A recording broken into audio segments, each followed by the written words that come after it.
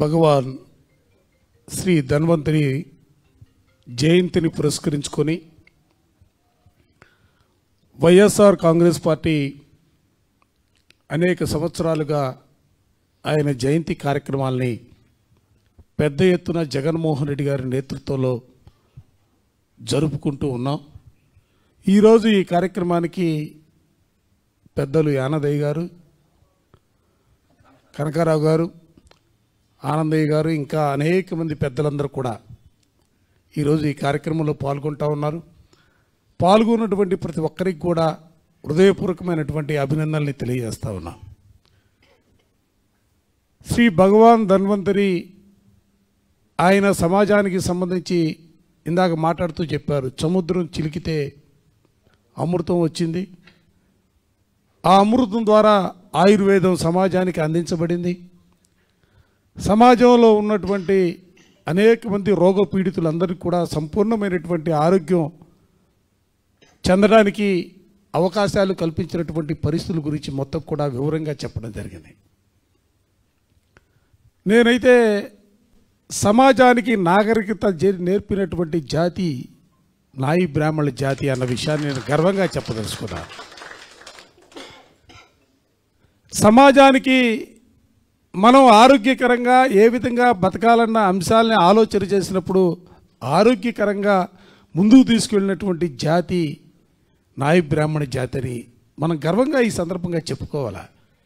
ఒకప్పుడు లేరు, super speciality hospitals లేవు, పెద్ద పెద్ద డాక్టర్లు లేరు. సహజంగా ఏ గ్రామంలో చూసినా కూడా, నేను కూడా ఒక పల్లెటూరు నుంచి వచ్చిన వాడిని, సహజంగా జ్వరం వచ్చినా, తలకాయ నొప్పి వచ్చినా, కడుపు నొప్పి వచ్చినా ఆ రోజు సూపర్ స్పెషాలిటీ డాక్టర్ లేదు. ఆ ఊళ్ళో ఉన్నటువంటి ఆర్ఎంపీ డాక్టర్ ఒక బిళ్ళ ఇస్తే, ఒక ఇంజక్షన్ పొడిస్తే ఆ బిళ్ళతోనూ ఆ ఇంజక్షన్తోనూ రోగాలు మొత్తం కూడా మటుమాయమైనటువంటి పరిస్థితులు ఆ రోజు చూసాం. ఇవాళ తలకాయ నొప్పి వచ్చినా హాస్పిటల్ రావాలా, 100 పరీక్షలు చేస్తారు కింద నుంచి పైదాకా. కడుపు నొప్పి వచ్చినా ఆ రోజు ఏం చేయి పట్టుకొని చెప్పేవాడు, ఊళ్ళో ఉన్నటువంటి ఆర్ఎంపీ డాక్టర్ చేయి పట్టుకొని ఒక బిళ్ళ ఇచ్చి ఒక ఇంజక్షన్ చేసి వెళ్ళిపోతే సాయంత్రానికల్లా కూడా అసలు ఆ రోగం కనబడేది కాదు. అంత ఆరోగ్యకరమైనటువంటి పరిస్థితుల్లో ఆ రోజు సమాజం కొనసాగినటువంటి పరిస్థితులు. అందుకే నాయ బ్రాహ్మణులు నాగరికతకి చిహ్నాలుగా ఉంటారన్న అంశాన్ని, సమాజానికి ఎప్పటికప్పుడు ఉపయోగపడాలనే భావన కలిగినటువంటి వ్యక్తులుగా వాళ్ళు జీవితాలు కొనసాగిస్తారన్న అంశాన్ని కూడా ఈ సందర్భంగా గుర్తు చేస్తూ ఉన్నాను. అందుకే చెప్పారు, రాష్ట్రానికి ముఖ్యమంత్రిగా పనిచేసినటువంటి రాజశేఖర రెడ్డి గారు ఆ రోజున ఆర్ఎంపీలకి ప్రత్యేకమైనటువంటి శిక్షణ ఇచ్చి వారికి సర్టిఫికెట్లు జారీ చేసి అఫీషియల్గా పనిచేయడానికి అవకాశం, ట్రైనింగ్ ఇచ్చారు. ట్రైనింగ్ ఇచ్చినటువంటి పరిస్థితులు, ఆ తరువాత మారుతున్నటువంటి సమాజ పరిస్థితుల్లో ఆయన తనయుడుగా జగన్మోహన్ రెడ్డి గారు ఈ రాష్ట్రానికి ముఖ్యమంత్రిగా ఆయన పరిపాలనా పగ్గాలు చేపట్టిన తరువాత నాయి బ్రాహ్మణ జీవితాల్లోనే సమూలమైనటువంటి మార్పులు తీసుకురావడం కోసం ఆయన చేసినటువంటి ప్రయత్నాలు. ఓ పక్క చదువుకోవాలా, ఎందుకంటే రాజశేఖర రెడ్డి గారే ఫీజు రింబర్స్మెంట్ విధానం పెట్టాడు. ఆ తర్వాత జగన్మోహన్ రెడ్డి గారు ముఖ్యమంత్రి అయిన తర్వాత విద్యకు అత్యంతమైనటువంటి ప్రాధాన్యత. అణగారిన కులాల్లో పుట్టినటువంటి వాళ్ళ జీవితాల్లో మార్పు రావాలంటే తప్పనిసరిగా చదువుకోవాలా. ఆ చదువు కూడా వాళ్ళ జీవితాలకు ఉపయోగపడే విధంగా 1వ తరగతి నుంచే ఇంగ్లీష్ మీడియంలో ఆయన చదువుకి సంబంధించి తెచ్చినటువంటి సంస్కరణలు కానీ, ఆ తర్వాత కుల వృత్తినే నమ్ముకున్నటువంటి నాయి బ్రాహ్మణులకి సంవత్సరానికి 10,000 రూపాయలు ఇచ్చే విధంగా 150 యూనిట్లు ఉచితంగా ఇచ్చే విధంగా మొట్టమొదటిసారిగా నాకు తెలిసినంతవరకు బలహీన వర్గాల వారు ముఖ్యమంత్రిగా పనిచేసినటువంటి రాష్ట్రాల్లో కూడా లేనని విధంగా ఈ రాష్ట్రంలో వాళ్ళకు సంబంధించి సహాయకారిగా ఉండటానికి ప్రయత్నాలు చేసినటువంటి పరిస్థితులు. దాంతోపాటుగానే ఇందాక చెప్పారు, దేవాలయాల్లో కేవలం గుడి వెలుపల ఉన్నటువంటి వ్యక్తులను తీసుకొచ్చి సేవకులుగా ఉన్నటువంటి వ్యక్తులను తీసుకుని పాలకులు చేసినటువంటి వైనం. ప్రతి దేవాలయంలో కూడా పాలక మండలిలో సభ్యుడిగా, చివరికి తిరుమల తిరుపతి వెంకటేశ్వర స్వామి ఆలయంలో కూడా నాయి బ్రాహ్మణుల పక్షాన ఒక వ్యక్తి తప్పనిసరిగా ఆ కమిటీలో ఉండాలా, వాళ్ళ సాధక బాధలు చెప్పగలిగినటువంటి పరిస్థితుల్లో ఉండాలనే ఆలోచనతోనే ఆర్డినెన్స్ ద్వారా జీవోను తీసుకొచ్చి మెంబర్గా మొట్టమొదటిసారిగా యానాది గారిని టీటీడీ బోర్డు మెంబర్గా నియమించినటువంటి పరిస్థితులు.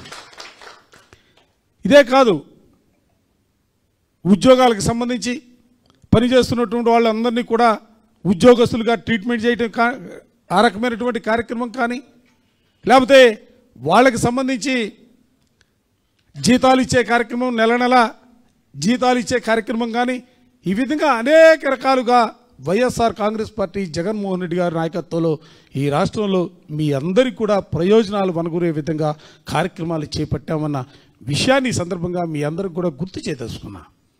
దురదృష్టం, ఎందుకంటే ఆయన జయంతిని కూడా మనం జీవో రూపేణ తీసుకురావాలా, ప్రభుత్వ పరంగా అధికారంగా చేయాలనే ఆలోచనతో ప్రభుత్వం చివరిలో ఆ ప్రయత్నం చేస్తే అనుకోకుండా ఎలక్షన్ కోడ్ రావటం, ఆ కోడ్ వల్ల దాన్ని చేయలేకపోవటం జరిగింది.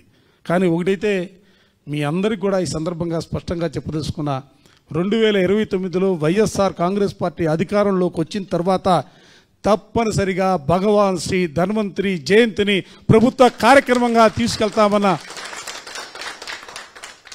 అంశాన్ని ఈ సందర్భంగా చెబుతూ, మీరు చాలా శక్తివంతులు. ఎందుకంటే మీరు మాలాగా ఒకరితోనూ ఇద్దరితోనూ మాట్లాడే వ్యక్తులు కాదు. ఆర్ఎంపీ డాక్టర్లుగా ఉన్నా, లేకపోతే సెలూన్ షాప్స్ ఉన్నా, మీరు రోజుకి ఎంతమందితో మాట్లాడతారు, ఎంతోమందితో మీ అభిప్రాయాల్ని వెలుబుచ్చుతారు. వచ్చిన వాళ్ళ అభిప్రాయాల్ని మీరు తెలుసుకుంటూ ఉంటారు. ఎందుకంటున్నారంటే, ఇంతకుముందు చంద్రబాబు నాయుడు అన్నాడు ఒక మాట, మీ అందరి ప్రతినిధులు వెళ్ళి ఆయన కలిసినప్పుడు, ఆయనతో మాట్లాడాలని ప్రయత్నం చేసినప్పుడు, మీ సమస్యలను ఆయన దృష్టి తీసుకెళ్లాలనే ప్రయత్నం జరిగితే తోకలు కట్ చేస్తాడు. గుర్తుందా? మీరు వాడే కత్తెరబ్బా, కత్తెరే మీ దగ్గర ఉండేది, తోక ఆయన దగ్గర ఉండేది. ఆయన కట్ చేయలేడు, మీరు చూపించారు అసలు కత్తెర ప్రభావం ఏంది, తోక కట్ చేయటువంటి అట్టనేది 2019 ఎన్నికల్లో మీరు చూపించారు. అందుకని పదును బట్టి ఆ రోజు కట్ చేశారు. మళ్ళా నేను మీ అందరికీ చెప్పదలుచుకున్నా, మనకు మంచి రోజులు రావాలంటే, మనకు వృత్తిపరంగానే కాదు, మన జీవితాల్లో మార్పు రావాలంటే, మన పిల్లలు బాగా చదువుకొని, ఎందుకంటే వృత్తి ద్వారా రోజుకి 500 సంపాదించేవాళ్ళు 1000 రూపాయలు సంపాదించవచ్చు. కానీ మన జీవితాల్లో మార్పు రావాలంటే మన పిల్లలు చదువుకోవాలా. ఆ చదువు కూడా ఏదో ఇంటర్మీడియట్ డిగ్రీ లాంటి చదువులు కాదు, ఇంజనీర్లు కావాలా, డాక్టర్లు కావాలా, ఐఏఎస్ ఐపీఎస్ లాంటి చదువులకి పోటీ పడగలిగినటువంటి పరిస్థితిలో మీ పిల్లలు తయారు కావాలా.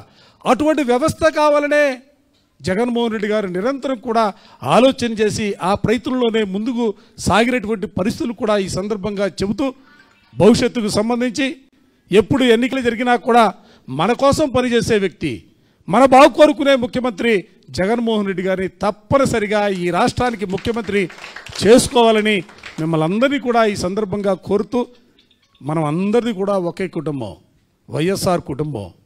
ఇక్కడ బయటికి వెళ్ళిన తర్వాత మీకు కులం ఉండొచ్చు, మీకు మతం ఉండొచ్చు, మనం అందరం కూడా, నేనైనా మీరైనా జగన్మోహన్ రెడ్డి గారైనా లేకపోతే ఈ పార్టీలో పనిచేస్తున్నటువంటి ప్రతి ఒక్కరు కూడా వైఎస్ఆర్ కుటుంబంలో ఒక సభ్యుడనే భావంతోనే మేమందరం కూడా ముందుకు సాగుతూ ఉంటాం. ఎవరికి ఏ చిన్న ఇబ్బంది వచ్చినా కూడా వైఎస్ఆర్ కాంగ్రెస్ పార్టీ తప్పనిసరిగా మీకు తోడుగా ఉంటుంది, మీకు అండగా ఉంటుంది.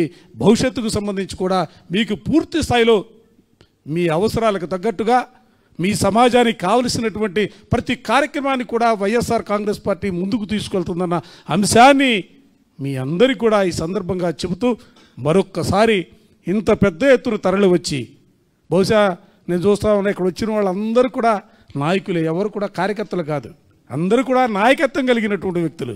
అది కూడా చిరునవ్వుతో ఇవాళ వైఎస్ఆర్ కాంగ్రెస్ పార్టీ కార్యక్రమం జరుగుతూ ఉందంటే, ఆ కార్యక్రమంలో మీరందరూ కూడా పాల్గొంటున్నారంటే మీ అందరి మొహాల్లో కూడా చిరునవ్వు తొణికిసలాడుతూ ఉంది. దీని సిగ్నల్ నాకు అర్థమైంది, ఎప్పుడు ఎన్నికలు జరిగినా గుద్దుడే గుద్దుడు ఇక వైఎస్ఆర్ కాంగ్రెస్ పార్టీ. అందరికీ కూడా హృదయపూర్వకమైనటువంటి అభినందనలు తెలియజేస్తూ సెలవు తీసుకుంటా ఉన్నా. Thank you.